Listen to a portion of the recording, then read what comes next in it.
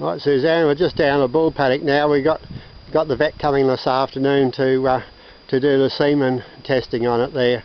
This is K12. Here's the brother of that real thick little Cornelian calf that was born at. He's one of the top picks. Here's K12 lot 4. See who's next there. K3. Here's another. K4 is a Thunderbird. K12 lot 4. That first one there. Here's a Thunderbird calf. This one here is a Grange Iconic calf. He's not a bad little bull. He's coming up pretty good, really. He's sort of down the list a little bit, but I think he's going to be. He presents pretty pretty well. He's starting to get a bit of weight on him there. K8 here, that backside there. Here's my biggest worry. He'd be a nice bull if he put on some weight, but he's just not putting on the weight there. K6. He's a nuggety little fellow. He's again down the bottom of a catalogue there, but he's not bad just the same. But who's next there? I think that's K9. Lot 14. Here's another Thunderbird. There you go. K1. He's the biggest boy. He's just blowing up with the feed. Like I've got to get him off feed. He's after this weekend, we're having an open day this weekend, and I'll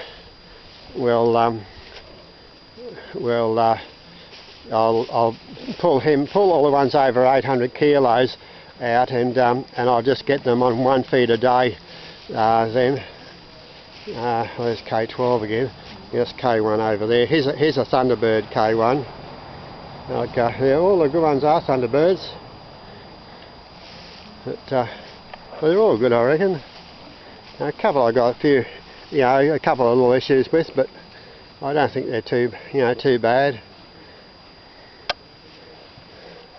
K9's a little bit. Where is he here? K9 there. He's a. Oh, he doesn't look too bad there. Actually, with him cleaned up, he's a little bit droopy in the dick, but since he's had his groom, he's not looking too bad there in the pizzle. This is the youngest one here, lot 24. He's still got a lot of weight to put on yet, but he's going to be a very, very big bull, this bloke. He's by one of my bulls. There. And we've got, there's K8 again. K3, K6. K4, here's another one with a bit of pizzle issue. He had an umbilical hernia. I don't know if you can see the scar there now. You see a scar on his pizzle there in the front of it there. I got rid of the hernia by putting one of those real big elastrator bands around it. I had to sort of cut up the front of his sheath there, and then I got a big elastrator band around it with a couple of pins put through it, and about 2 weeks later, or 10 days later, I think it fell off. It's nice and tight there now, but he's still. I did it before Christmas, but he'll get better with time, but he's still just a little bit droopy there, so hopefully buyers don't knock that back too much. But we've just got another couple over here. These are by themselves with talking to the young bulls here. K2 over here, here's the bull I used last year. His calves will be starting. I think I got 3 calves by him that'll be being born soon. He looks all bull, doesn't he? Now just sort of, he's actually sort of, I reckon he's starting to sort of, he probably hasn't put on as much weight as he should have, but don't know whether he's fighting or what, you know, but he's a Thunderbird.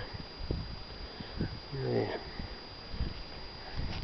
But I think he's a nice bull. You know, he's probably, yeah, don't you shake your head. Go on. Get out of it. And K16 here. He's a regent. The regent's an Australian sire. He's pretty well sought after, a regent. I bought this fella in the last cow I bought from Locke. She was in calf to regent, but he's a thick fella as well.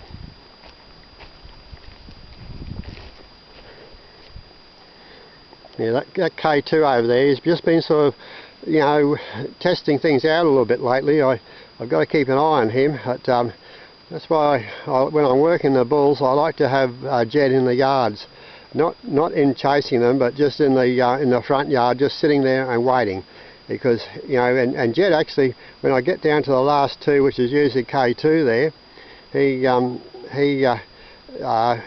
he'll come right up to the fence there. I think he knows that he's sort of, you know, he's starting to sort of assert himself a little bit. But it's good having Jed there, because I know if anything does happen, Jed will come in quickly, you know.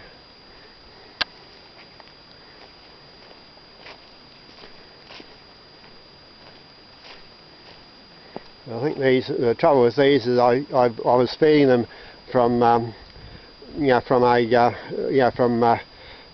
weaned them early, from a couple of months of age. I think I weaned them in early November, and they were only, you know, sort of a couple of months old, maybe three at the most, and I started feeding them then, so they're pretty familiar with me. I think they're starting to test me out a bit. Here's the young bulls again. They're just down here, haven't gone up the back there. Just sleeping underneath the trees here, looking for the action. And there's K10 there. And so here's I like him. I like K10. He's a Thunderbird. Even though L10, even though L13 was the big growth boy, I probably will use L13. But this fella, he's hung on to his condition, you know, his build and that, pretty well over winter. It's, you know, good doing sort of thing. I think that's sort of fairly important. Yeah. Okay, well, better get these bulls in the yard. I think the vet's supposed to be here at 2 o'clock, and I think it's about 1:30 now. So I like to be ahead of time. Okay, see ya.